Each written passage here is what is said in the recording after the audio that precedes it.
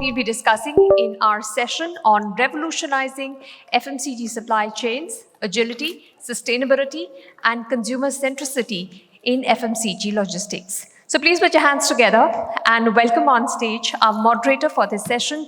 Please welcome Mr. Krishna Moorthy, logistics specialist and former head logistics, Pan Home. Please give him a round of applause and welcome Mr. Krishna Moorthy on stage. He is an experienced and competent logistics manager with a 20-year track record in organized, process-driven and efficient logistics workflows in GCC and India. He's on stage. Please give him a round of applause. Joining him on stage are our speakers in this session. Please welcome Mr. Anand Doraiswamy, VP Supply Chain, Varun Beverages. Please give a round of applause and welcome him on stage. Please welcome Mr. Samrat Sehgal, Global Supply Chain Head, Dabur.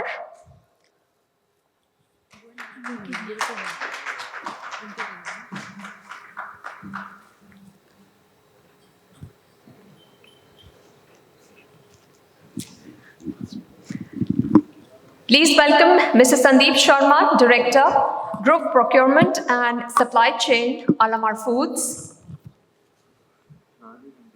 Please give a round of applause and welcome Mr. Sandeep Sharma on stage. Please welcome Mr. Suryakant Taj, Vice President, SCM, Product Business Group, Reliance Retail.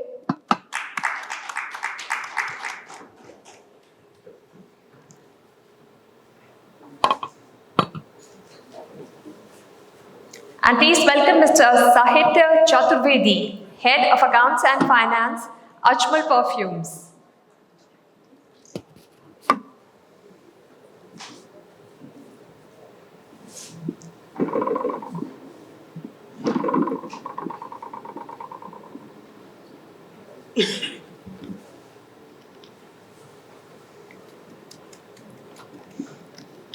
Please give a round of applause to all our speakers on stage. I'll hand it over to Mr. Krishna Moorthy to take this discussion forward, and just wanted to let you know that we have about time for about 40 minutes for all our speakers to express their views on what's happening in the FMCG logistics and supply chain.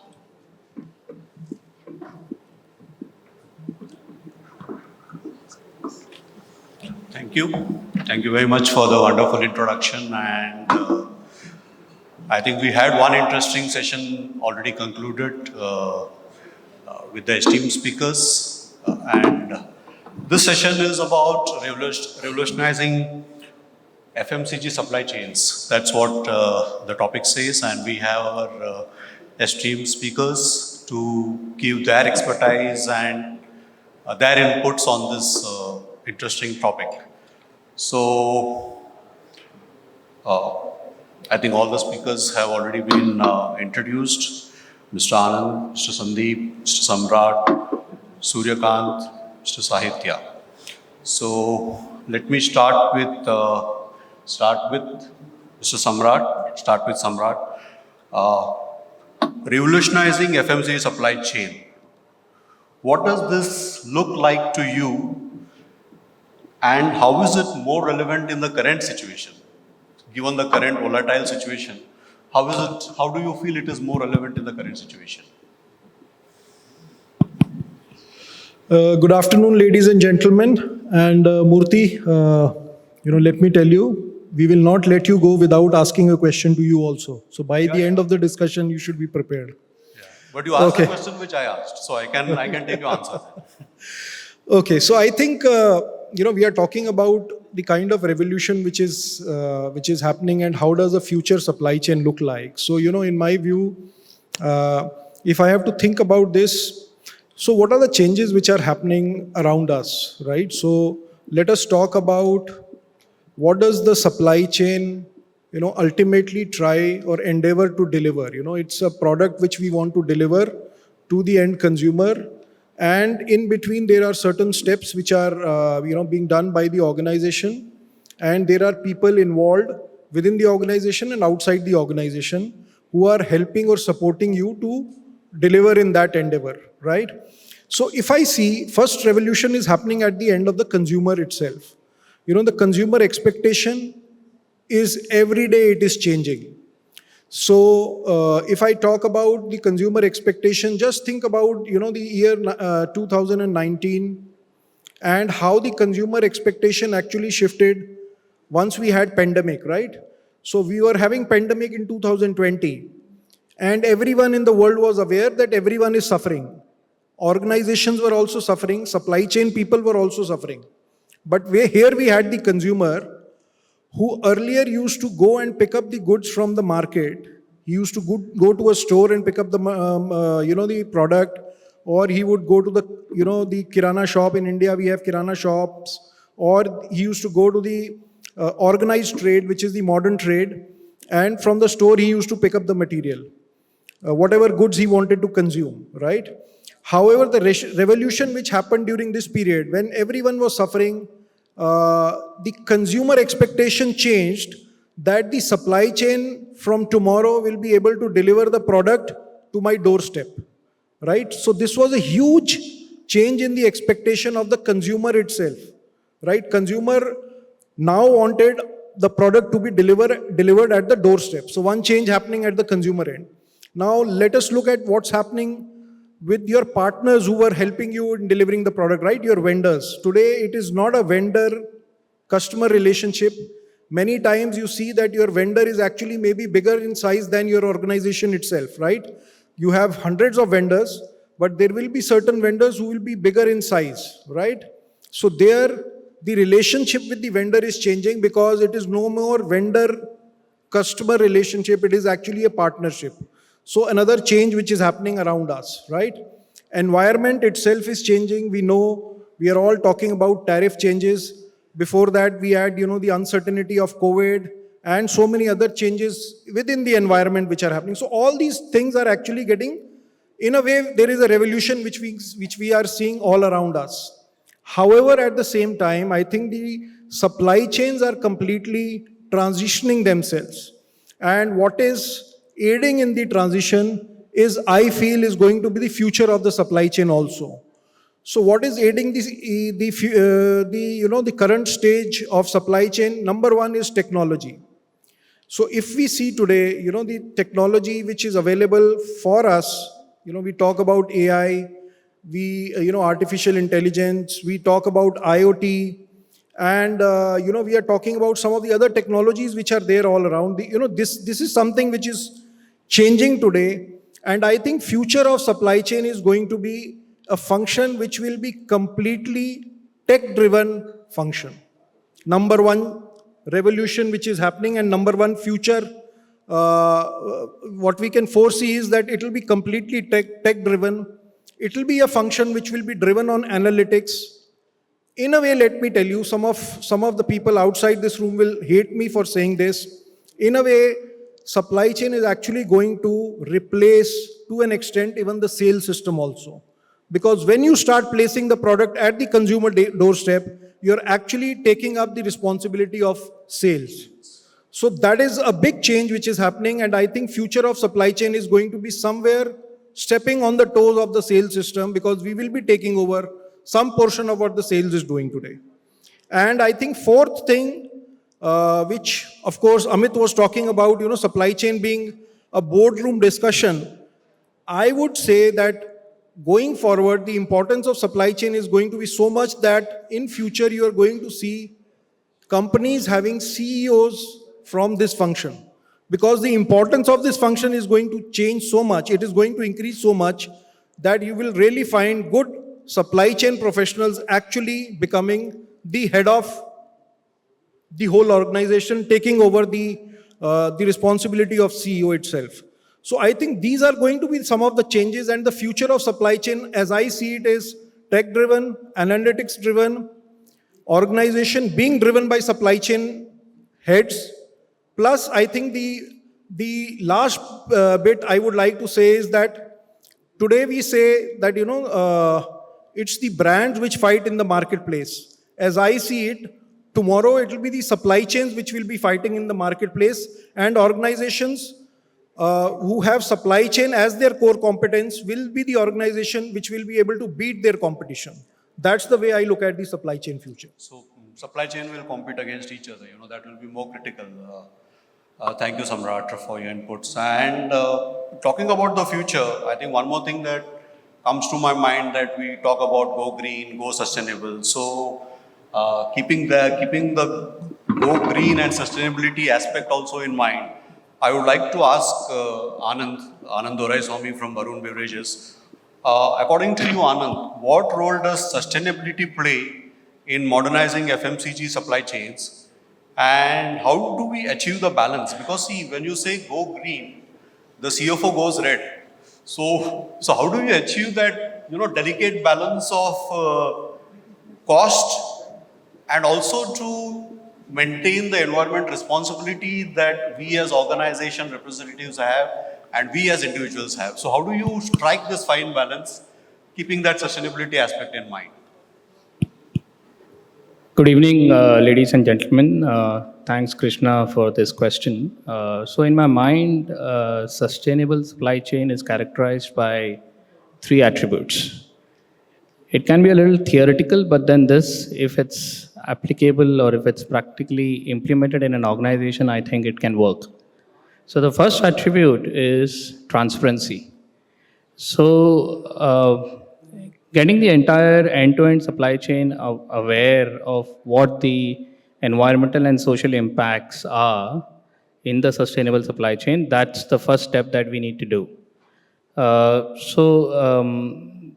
Information from the vendors to the customers should be very seamless. So that's the first attribute or a characteristic. The second one would be adaptability, as what Samrat was also saying, that during the COVID-19, how the world was disrupted. So create a resilient supply chain that can adapt to such disruptions. And also one more important point is the ever-changing regulatory environment across the globe. So more than react, be proactive to identify what are the key factors that impact the environment and work towards it in advance. The third one is circularity. I think if the companies are shifting from a take, make, dispose model to a closed loop system. When I say closed loop system, it means create or design products which can be reused, recycled, remanufactured, and hence reduce waste in the system. As you rightly said, the CFO will go red. Yes, there is cost involved. So the two key stakeholders in this entire system externally are one, the government, and second is the financial institutions. So there are a lot of incentives like the government subsidies. You need to tap that. First of all, you need to be aware of what the subsidies are. What are the tax laws, tax benefits that you get when you go in this approach as an organization.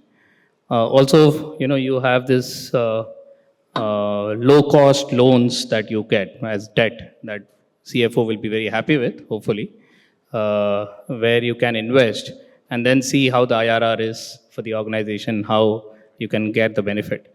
Third is, there is a lot of marketing angle to it, especially in FMCG. When you actually market saying, it's a recyclable product, biodegradable product, then you actually get a marketing edge.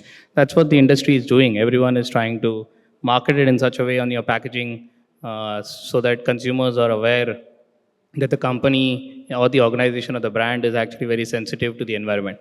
And as also Samrat was saying, the consumer is changing. There are social media feeds which talk about how green the product is, what are the components, and the consumer is well educated today in identifying what's the ingredients and what's the detail of that ingredient, what is the functionality of that ingredient in a product is. So I think there is a strike balance here, and the organizations can take this approach on sustainability.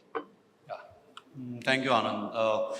I think Samrat touched upon technology being the future of revolutionizing FMCG, and even in the previous session, we had Mr. Tapan from Papa John's talking about CCTV installation and how AI monitors the waiting time in the queue, and also how long the tables have not been cleaned, which was a very interesting concept. So taking the technology aspect, which is revolutionizing the supply chains along with FMCG supply chain, I would like to ask Sandeep from Alamar, and again I will say competitor from Domino's Pizza. So I would like to ask Sandeep. Sandeep, according to you, how are technologies, which is like we talked about AI, we talk about ML, we talk about IoT, we talk about blockchain.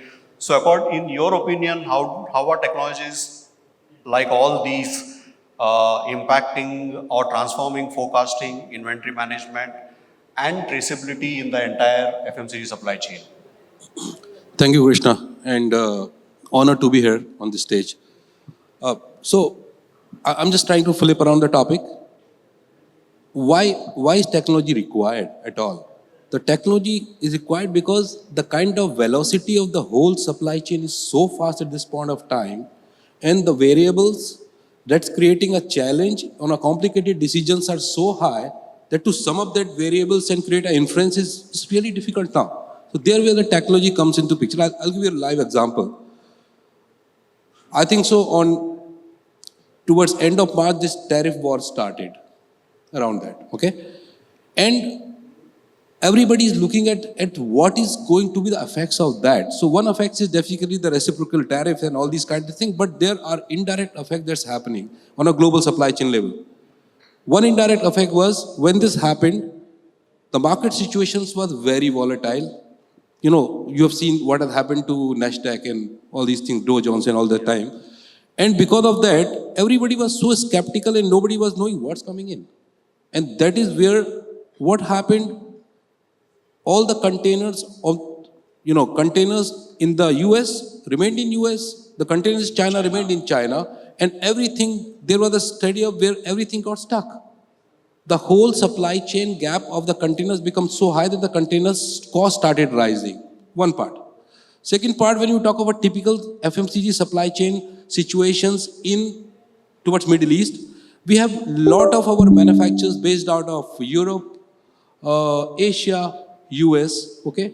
Where if indirectly tomorrow inflation starts happening, we are not under I'm not talking of tariffs now. I'm talking about the inflation which have indirect impacts on the cost of the product. Okay. Today, the competition is so high, we work on a very thin margins in FMCG. Okay. FMCG literally is more of a supply chain war on a shelf. So it's a shelf war. It's a shelf space. Who captures the shelf space at that point of time and whose product is available, because brand loyalties has gone down.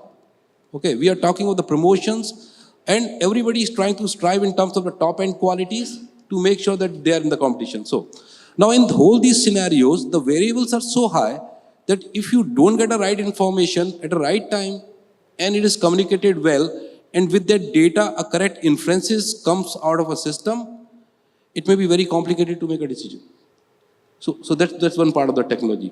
The second part of the technology is basically when you're talking of a multi-million axle lines, how do you actually create a kind of a recorded inference which has some links with the previous events, and there where the machine learning comes into picture in terms of the technology. The third thing is, in whole this thing, one word that came out very extensive in this world is convenience. Convenience sells today. You give convenience to the customer will pay more for it. It's okay. And that's why the e-commerce and quick commerce and 10 minutes and 5 minutes now, I don't know. After that, that's coming up. So that's convenience, and customer is okay in paying for that because he's okay with that. So with this entire thing coming up, the digitization becomes imperative. There's no other option. What is the kind of digitization you want to do in your company? Depending upon your processes, there are different things. But then digitize is imperative. But one thing when you talk about typical digitization scenario, when it comes in picture, because the one data I was reading, and 50% plus project on AI fails today because the right data are not available. And the data are not systematic in a way that the system can create an inference. So we are still slightly far away, but technology in terms of, and definitely, you have a new financial transaction norms coming up. I think so. There has been a financial transaction between, I think so, I was reading today morning, between China and some other countries in their local currencies now. So definitely a kind of a transactional system, automated transaction system where this kind of transactions can happen should be there. So we have no other option on the technology, but what technology at what kind of time is imperative for your company, that is important. So thank you. Yeah, so basically it also depends on the organization, the nature of SKUs, the category they are into. I think this is what is very important to decide what type of technology to adapt to. Thank you, Sandeep, for that. Krishna, I would like to make one single point here and, food for thought for everyone. So the question is, in my mind that whether technology is driving consumerism or consumerism is leading to development of technology. I think in a way, technology in the hand of consumer, first of all, is driving the consumerism, right? So there are many products which in the absence of technology, the consumption of those products would have been very, very less. Just because technology is available and we are able to actually, send out the information about that product across geographies, across the globe, and the consumer is more aware and hence he's demanding for those products, and as a function supply chain can then not ignore adoption of technology to serve the consumer. So that's the kind of, it's a cyclical thing. Technology is driving consumerism and consumerism is leading to certain developments which are aiding to serve the customer. Yeah, like talking about technology, you see the recent videos, you talk about the luxury bags, and then I think all of us keep wondering where do we buy our luxury bag from US or from China. So I think, so the reach of that technology is so vast, and it makes the customer think twice and also delve into actually what is the market and how do we and what is the difference. Thank you, Samrat, for that. And now I would like to, keeping the consumer preferences, what you mentioned, Samrat. Again, I would like to ask Dr. Sahitya, who is Head of Finance of Ajmal. So, Dr. Sahitya, with consumer preferences changing by the minute, like how Samrat also just mentioned that, technology changes customers' preferences, and also technology helps in evolving customer preferences. That is what technology has done today. So, with consumer preferences changing by the minute or by the second, how can FMCG companies build agile supply chains that can now respond in real time? Because it's very important of the responsive supply chain. How do you respond in real time? So, thank you, first of all, for inviting in this Beverage forum of the supply chain. And with the supply chain leaders and accountants sitting here, which generally is always contrast. Wherever the supply chain guys or the marketing guys are sitting together, the accountants are in the contrast. Yes. But today you are matching the color, so that's an interesting thing. And with the respect of time, if I answer in one sentence, to cater or to build the FMCG companies the best in the real-time supply chain, I think next door, all the service providers, someone is providing AI, the warehousing management solutions, the consumer management solution. I think we should hire the services of them, first of all, who are promoting their services here. Reason being the time, even with the industry, I have been for consumer industry with Ajmal Perfumes as well as with my other previous assignments. I am in the industry for almost 28 years now. What I have found that whoever has not been successful in accounting, they are asked to take up the career in supply chain. Wherein today, the situation has been reversed. Because the supply chain is a point where it starts from forecasting, your real-time, just-in-time delivery, your level of the inventories, minimum order level of inventory, maximum level of inventory, reorder level of the inventory, what can be the economic order quantity. That is one side of the planning. Other side, the supply chain, categorically FMCG companies where the domestic regulations apply, fast-moving products because the perishable life is there. Secondly, the cross-border transactions where your brand registration, your ingredients registration, the several types of the requirements of the cross-border transactions. Then it is coming the capital involvement, and wherein the V type of the chartered accountants, the finance controller is like the auditor, Lakshmanan is here, is taking the recording of the session. We come in place that why this stock is high, why this stock is low. The answer is not one. The answer is that how to build entire ecosystem, how do we do a value engineering within the organization, because the supply chain is a central point, categorically in regards to FMCG, which is $15.5 trillion USD market in worldwide. Compliance cost and non-compliance cost, if we see the research note says that non-compliance cost is almost 3 times of the compliance cost. And that's where I think technology as well as the operation has to integrate together. I was listening my predecessors who were mentioning that just hiring the artificial intelligence or technology cannot make the sufficient requirement delivery, but we need to understand the process. The implementation of the technology becomes very important, and that's where our service providers are here, and we should just do the justice with them. Thank you. Yeah, thank you, Dr. Sahitya. So, not only technology, but how do we implement that technology is also critical. Importantly, that is more important. We have the right partners with us who understand our business and provide the right tools to implement. Exactly. That is what the key is. Thanks. Thank you for that. And now I would like to go to Sujakant, who is from Reliance Retail VP. So, Sujakant, like we hear a lot about, localization, from globalization to localization. So, given the current volatile situation, I think this came up also during the COVID and also during the Red Sea crisis, all came up that we should have more of local vendors and so that, the availability of stocks are faster and sourcing is faster with lower lead times. So now again, we have one more situation of tariffs, like all of us are aware. So Suryakant, are we seeing a shift from globalization to localization in the FMCG supply chain, and how critical, I mean to say already the esteemed speakers have spoken about it. So how critical are supplier relationship and the ecosystem partnership in revolutionizing the supply chain, or in your opinion? Yeah, thank you. Good evening to all, and thank you for organizing this event, the entire team. So I've been listening since from the starting of the things that everybody really so serious about supply chain. Everybody is talking about supply chain, and everybody is thinking how supply chain should be in the future.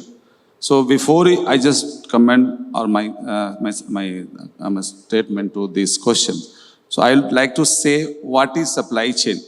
In my understanding, last 28 years, where everything is supply chain. Everything is supply chain, where demand and supply is involved. Demand is unconstrained, supply is a constraint. To manage this, everything is called supply chain. So very simple understanding. So if everything is supply chain, whatever you do today, everything comes under supply chain. And even sales is supply chain, even service is supply chain, even everything is supply chain. So that's the reason. Then what technology play a role? Technology play a role of connecting everything, every aspect of the supply chains. So moving forward supply chains, everything's play a big role. So now question comes how this localization play a big role. Yes, there is a localization play a big role, because after COVID, the entire geopolitical issues, everybody is very worried about their own sustainability and own supply chain part. Because if you do not make this change, because there is not a reactive change, rather it is a strategic change. Wherever it happens all across the globe, every country wants to have sustained their own supply chain into their localized model. That is the reason the supply chain is now more of localizing. The moment goes localizing, then what comes in? There is a collaboration required. So that's the reason now we are sitting here to have collaborating partners who have been doing business here, how can also collaborate that technology or their know-how or their good system and best practices in the other countries to localize there or to support them, the same kind of things. Today, kind of the FMCG industry is a kind of products we need day-to-day life. So we are the entire thing has changed to the entire process today. We are getting everything at our doorstep. So now we are waiting how these things can get within 15 minutes, 20 minutes time of FMCG products.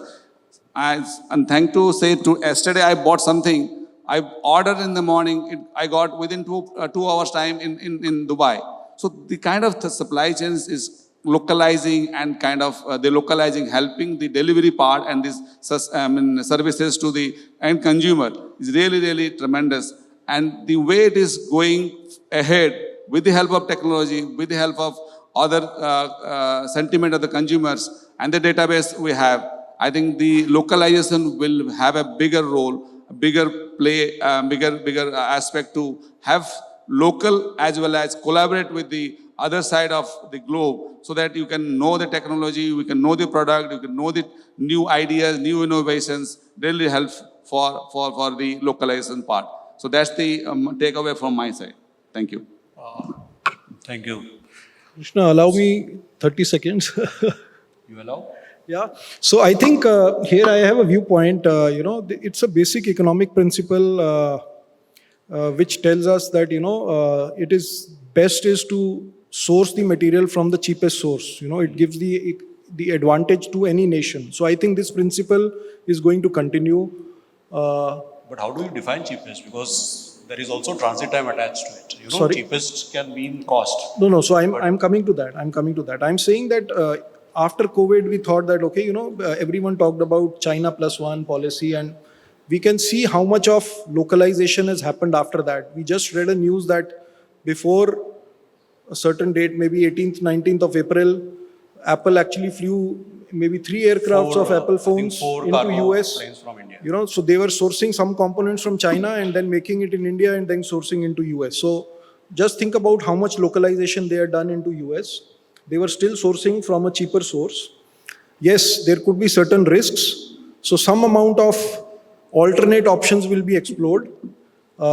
So that if there is a particular risk which comes up, maybe an alternate will be developed, but still organizations, because cost is very, very important and consumer is ultimately very cost sensitive, and organizations, until and unless they deliver the value to the consumer, consumer is going to shift.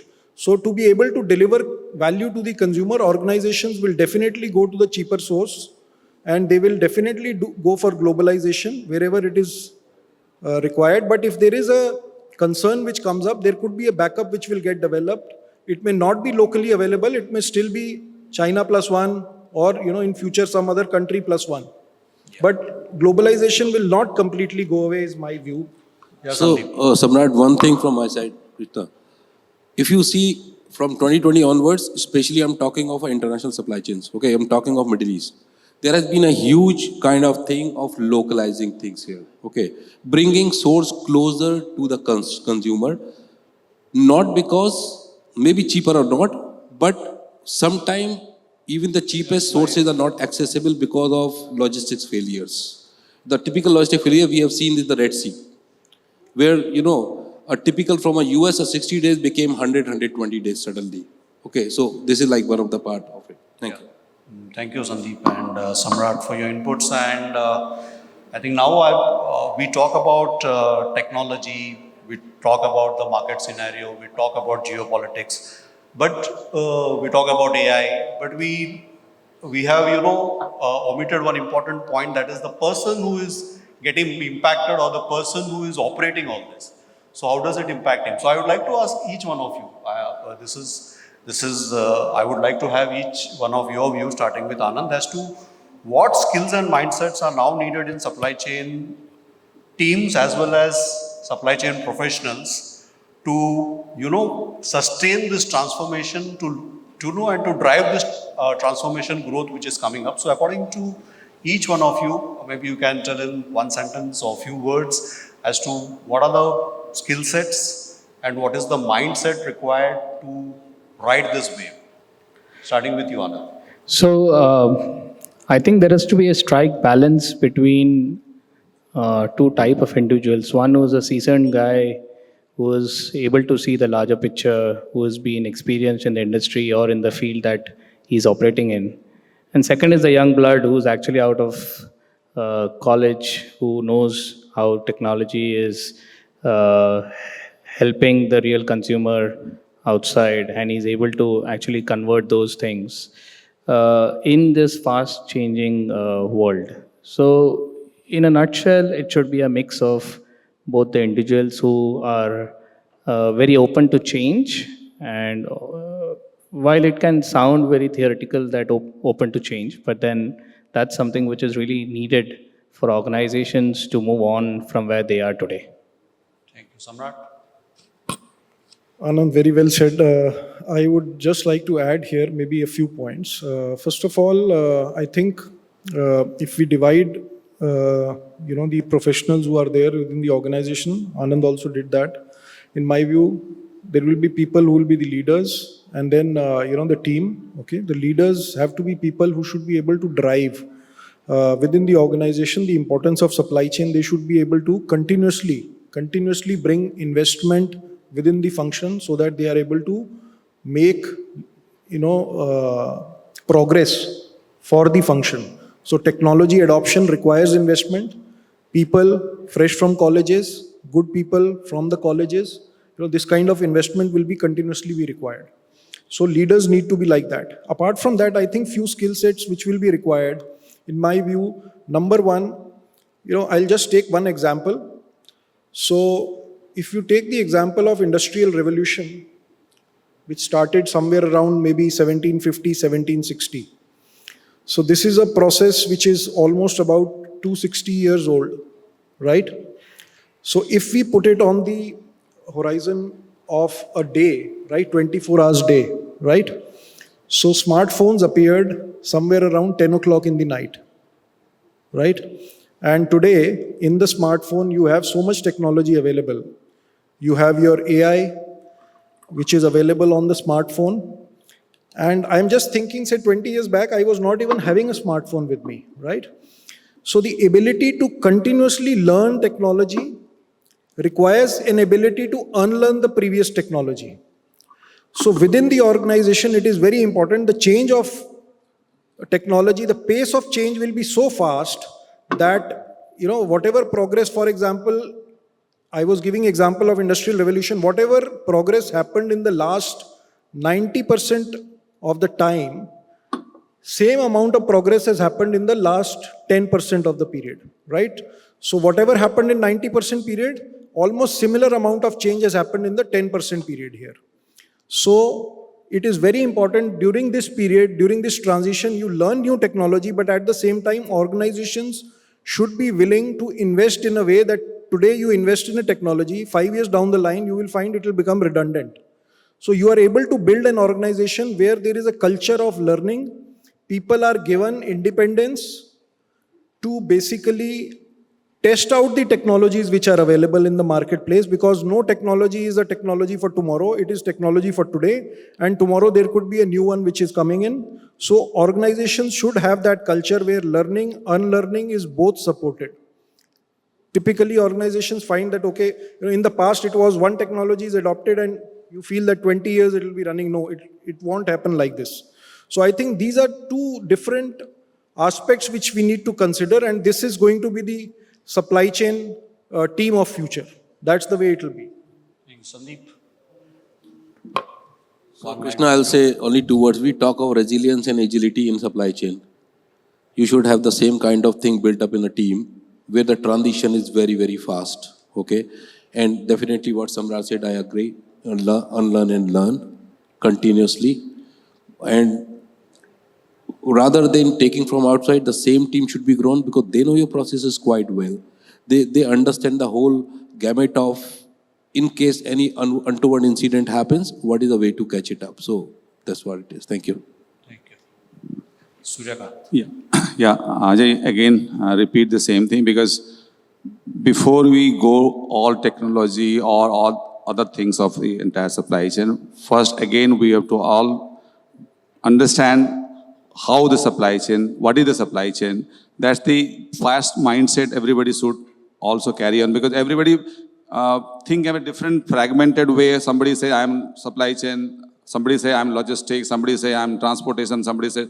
So it is a supply chain. You have to understand what is supply chain. Then only you can take up all help of technology, take a help of data, everything. So first we need to, because I remember that those days of 20 years before, we people have called, go down, now have called, evolved to that level to some warehousing, then transportation have come up. Then now we are talking about supply chain, but still the supply chain is again not really understood. As I said, where is demand and supply is involved, it is supply chain. Demand is unconstrained. I mean, the demand is unconstrained, supply is a constraint. To manage this, it's a supply chain. Sales is also part of supply chain, services are part of supply chain. That mindset need to be changed all across. We as a supply chain is the prime of the organizations. That's the reason I said supply chain will be leading all organizations. That's the mindset of come all across. Then other things, technology, everything will come along to connect or support to run the entire supply chain functions. Thanks. Yeah. Dr. Saith. Yeah, I think your question, if you can please repeat, or if I can recognize rightfully that your prompt to seek the opinions that in this transformation time, that what a company should do with regards to the supply chain, manpower, or the resources. Skills, basically. What is the skills you need, or what is And the whether mindset it is, shift you need? yeah, whether it is a skill or it is a The mindset. Yeah. My answer goes in three ways. First, it starts from mindset. Because today, whether you say the age difference or the gender difference, is making that new people are coming with the new technology, wherein the seniors, they understand that kal ka aaya aadmi humko kya sikhayega. We know our trade, we know our business, we know how to deal with transportation, we know how to deal with the marketing manager, we know how to deal with the supply, that how we know that how to make that production getting on time. तुम्हारा ये computer में तुम लोग calculation करता है, it is not going to make my minimum order quantity, it is not going to make my material requisition planning. So the point starts from the mindset that everyone is important, the experience is required as well as the technology is required. Without technology, in the today's world, the people cannot meet the requirement.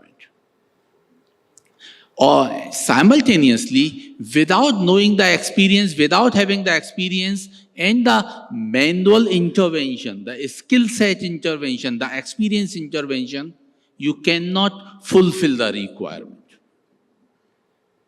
So these two, that mindset is required.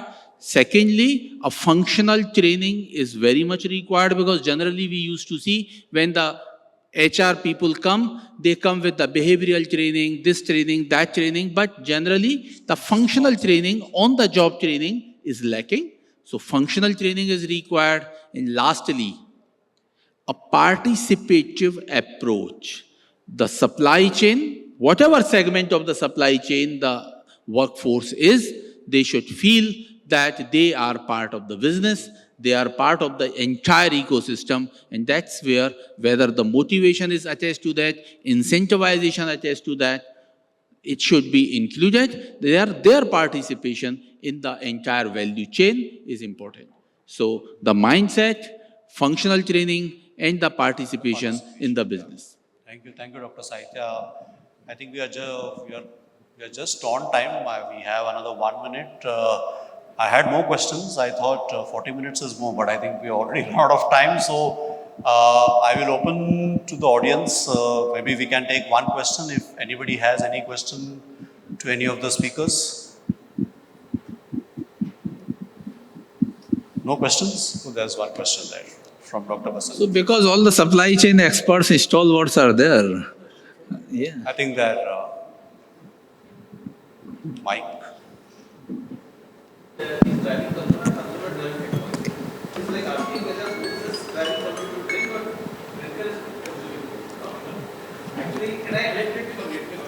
I'll answer this in the evening.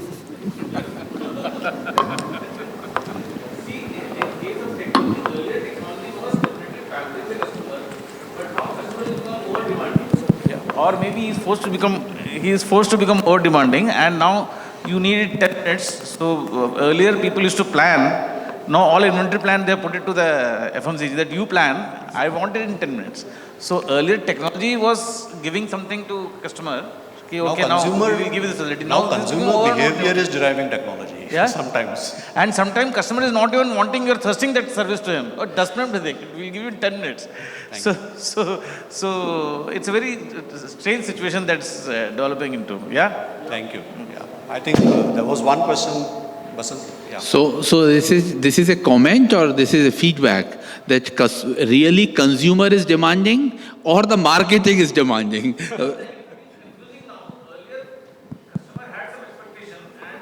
Absolutely. Now technology is between competing among them. They are trying to give a service which actually he never probably wanted, but you're thirsting and making him habitual to lose all the planning kind of thing. He says, now I want it 10 minutes, you give it to me. So sir, we are out of time now. one aspect of marketing is to tell the customer that this was his need. Right? So that's the way it is. Yeah, but I think. So the technology is becoming the luxury format as well now. Yeah. Okay, my question is to Dr. Sahitya. To Dr. Sahitya, okay. Dr. Sahitya. Okay, yeah. Yes, sir. Can you see me, sir? Yes. You raised a very pertinent point in terms of behavioral training and on-the-job training. I really wonder about this. Is it the behavioral training need for the new generation which is coming up, or for us who have come to a different age group? And we have a thought process, as you rightly pointed out also, and we genuinely say this, कि कल का आया हुआ लड़का मुझे क्या समझाएगा? I have also been through this. But am I wrong, or are we thinking of it, or we have to think it differently? Sir, if I recognize your query that who needs the particular training, the young generation or the seniors? See, from the young generations who are very well qualified, warehousing management, WMS qualified, MBAs, they have learned Queen theory, they have learned EOQs, they have learned MRPs, they have learned the best of the blockchain. Now, whether all these theory are applied in the existing business? एक पुरानी कहावत है कि कपड़े को उतना धोइए कि मैल साफ हो, ऐसा ना हो कि धोते धोते कपड़ा फट जाए. So in that situation, a training customized to the requirement of the business is important for the new joinees. Likewise, for the seniors also, they need to customize themselves with the proper mindset that only their knowledge is not going to meet their requirement. They have to bear the same shoes what the organization is requiring. Otherwise, it will be difficult, and they should not be feared about that. They should be open to work in a team. This is what I understand. Thank you, Doctor. Thank you. I think we have run out of time now. And thank you to all the speakers for your valuable inputs, and thank you to the audience for listening with a patient ear. So, thanks a lot. Let us give a round of applause. Over to you. Thank you. I thank all our speakers and our moderator for very interesting and participative discussion. I would like to invite on stage Mr. V.D. Moorthy and Mr. C.B. Kumar of the organizing committee to please come up on stage and present our speakers and our moderator with a small token of our appreciation for coming here and sharing their thoughts with the audience. I request you to please present a memento and a gift to our moderator, Mr. Krishna Moorthy, who's a logistics specialist.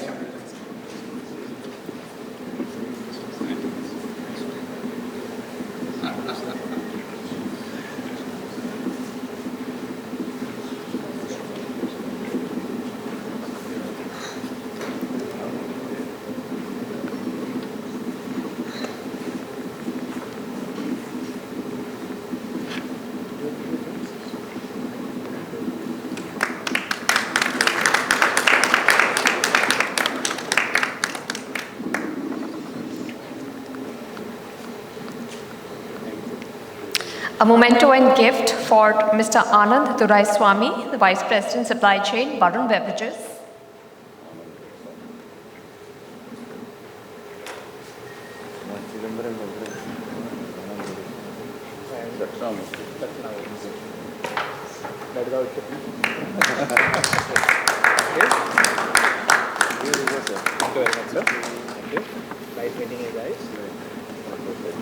A memento and gift for Mr. Samrat Sehgal, Global Supply Chain Head, Dabur.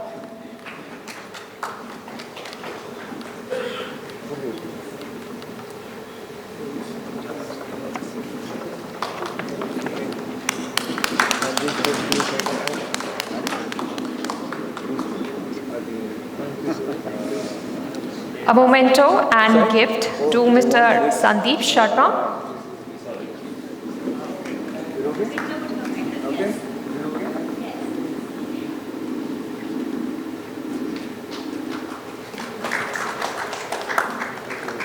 A memento and gift for Mr. Sandeep Sharma, Director, Group Procurement and Supply Chain, Alamar Foods.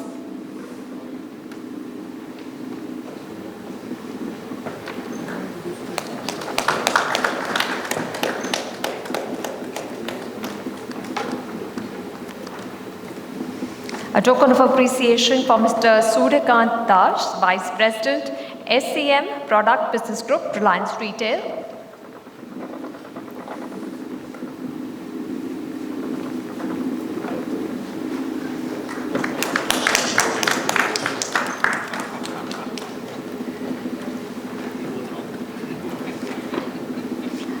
And a memento and gift for Mr. Sahitya Chaturvedi, Head of Accounts and Finance, Ajmal Perfumes.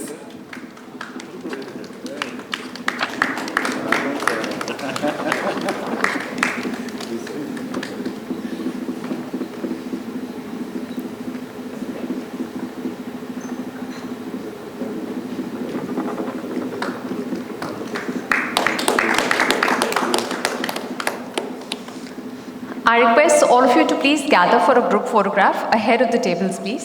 All of you, if you can gather for a group photograph.